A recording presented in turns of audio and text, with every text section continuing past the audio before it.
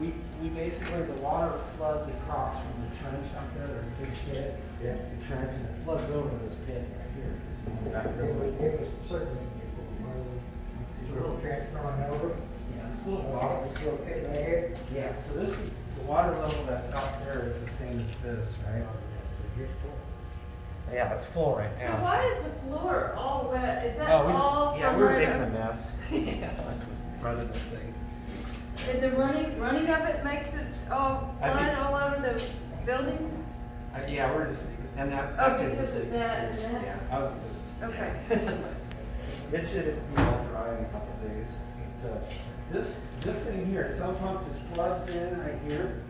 It has its own float down there. It's suspended by a All the little water flow, right? little lanyard. Yeah, and then there's an interrupter, another float right here. Yeah. So if it gets too full, it stops. We shock it? I think so, yeah. Because it's 110, it's plugged in the back. Yeah. Should be shocked.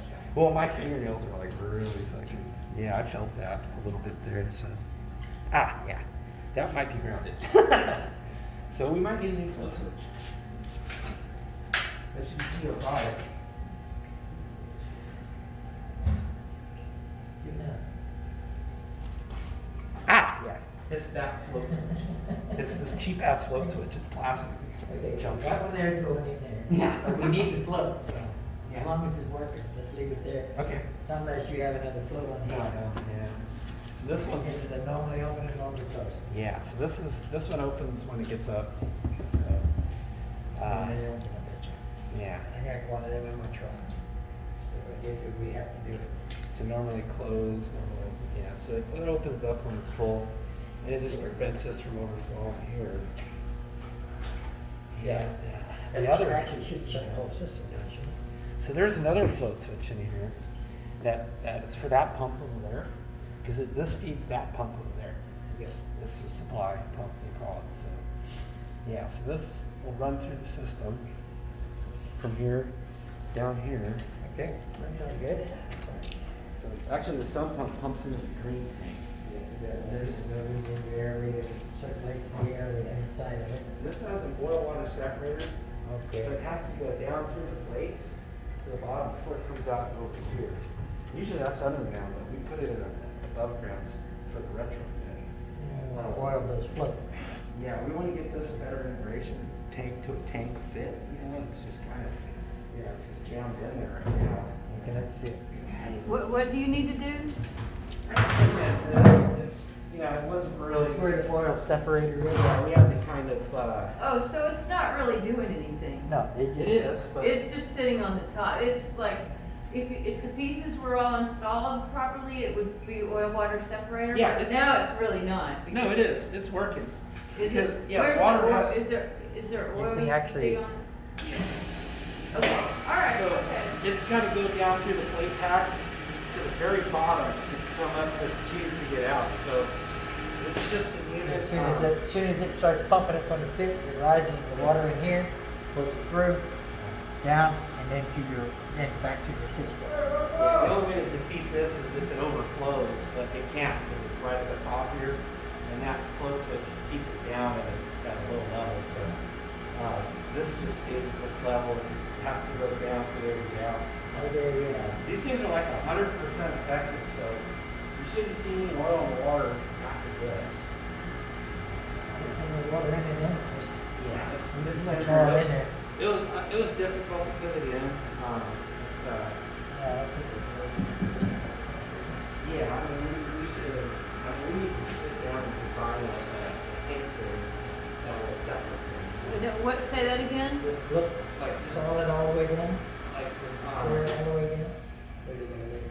it's the integration between the tank and this. Like normally these go in an underground tank Yeah, on base when it has weirs, so yeah. it has to go on this side and go down.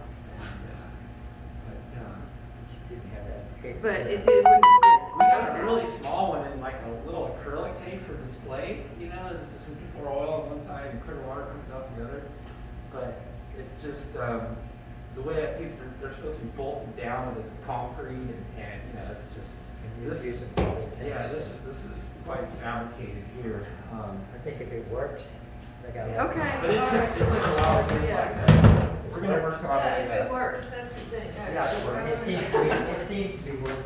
Yeah, Okay, definitely. We're low on water here now. Yeah, form follows function there. Yeah, so this thing, when it's out of the timing cycle, yeah, that's just a drain for oil I hear overflow. gurgling. Yeah. And this is normal height, or is it correct? Yeah, so they got two float switches in here. This upper one, when this goes low, it starts that pump to keep up with the demand on this. Because this only runs that pump 15 minutes every half an hour. So if it's off cycle and the water goes low, it starts it and gives this thing water to run this. So that's how it keeps up.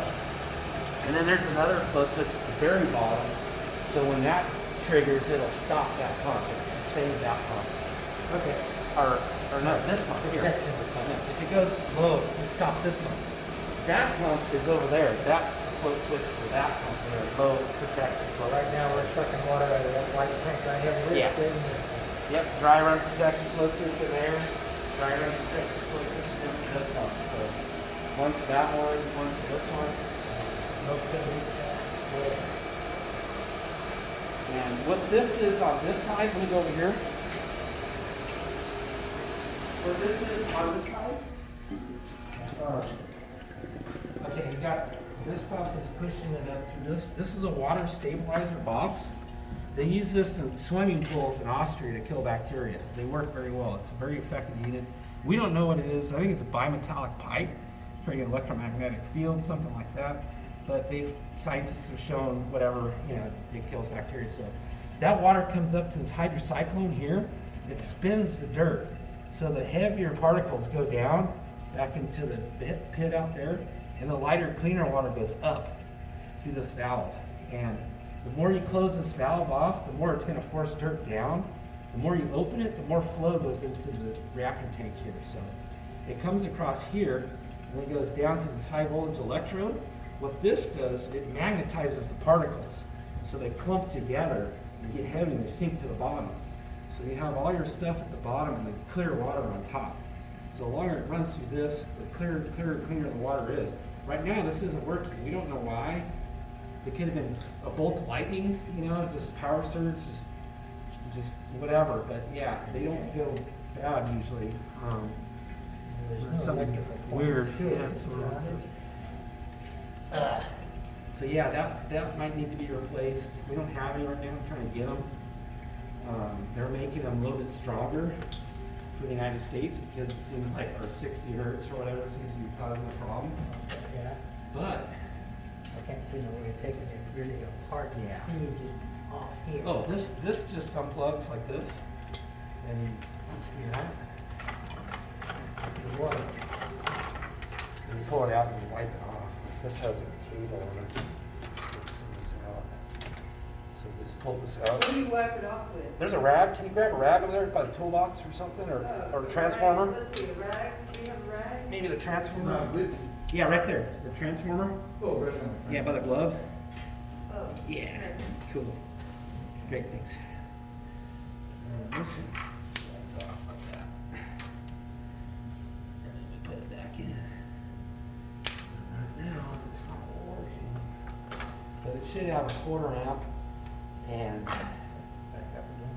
yeah. Okay. And so this thing, they call it an HVE, high voltage electrode, but it's created an EMF, electromagnetic field, magnetizes metallic, iron, whatever particles in the water. But, it's also called a mechanical flocculant. Like a flocculant's like a thing you throw in the water and it clears the water up. This doesn't mechanically or electromechanically, so it's an electromechanical flocculant. I don't know how they. Our flocking comes from chemicals. Yeah, so we don't use chemicals, we use this. We have the coagulants. Yeah. Flock. Well, this is working good, it's Your super clear. systems, you have cloth Yes. You got it down chalk or flock. instead of the electric. This This is flocculant. Yeah, the flock lamp and I got So we don't use 5 gallon thing, but you don't use chemicals, he uses Yep. magnetic. Electric. That works really good. So. Magnetic flocculant. So, Okay. yeah, the Europeans Alright. figured out how to eliminate that chemical. And then, so that's one thing, it's going around. It runs on the That's what we gotta do. 24 DC, right? So, we'll see if we can get another one of those, it's really important. It's an upgrade that we did over the It's years. an extra clearance fuses. Sure. Yeah. And sometimes they're not that easy to find. Yep, yeah, extra fuses, some of those. Let's see what else. Uh, So, let's see. This. So we have an expansion tank here, we might want to check. We gotta do that with zero. What's your bill going on your fresh water for? Bill check?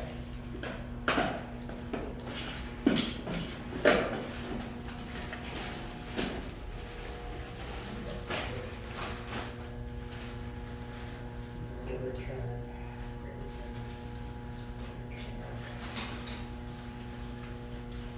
Notice it's not pumping in the gates all the way, like over here. Here. So check this out. You only got a gate valve only open part of the way. So this thing has pressure on it, right? So you can turn this off. Alright, and then this has pressure on it. And the way that you release the pressure, there's a little trick I learned. This has a Air actuator valve. yeah, manual release. So And when would you do that? When would you need to release that Still holding pressure? it. if you want to get it here, or check this. Oh, if you need to repair something? Yeah, so this should be draining. I don't know why it's not draining. Oh, because there's no air.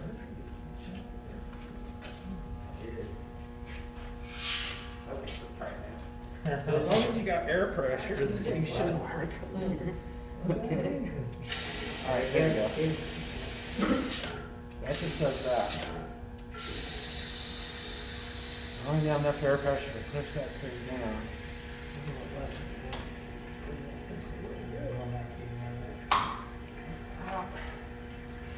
This needs to be tight. All this stuff needs to be tight. That's the leak out air here. That's something you gotta watch for this. Sometimes they come loose. Okay. Yeah. So, yeah, once you put a wrench on it now, it's got plastic spacers. Yeah. So, you gotta remember to turn this back though once you. Okay, we're saying that we got a little air, due to air. So that's Yeah, something, you yeah, could go in and try to fix something and take that, change that filter, and you could release the pressure, and then you Yes. forget to do it, to turn it back the other way. Yeah, well, in other words, when you actually forget to do that, and you turn everything up, it's still gonna run air through that. You're gonna catch it sooner or later. Okay. Yeah, it'll discharging water through there. It's Like, something I don't think you're gonna miss. Okay. It'll just circulate. It's just gonna make a noise. So that. Hey, Let's see, that pressure gauge? The tire pressure gauge?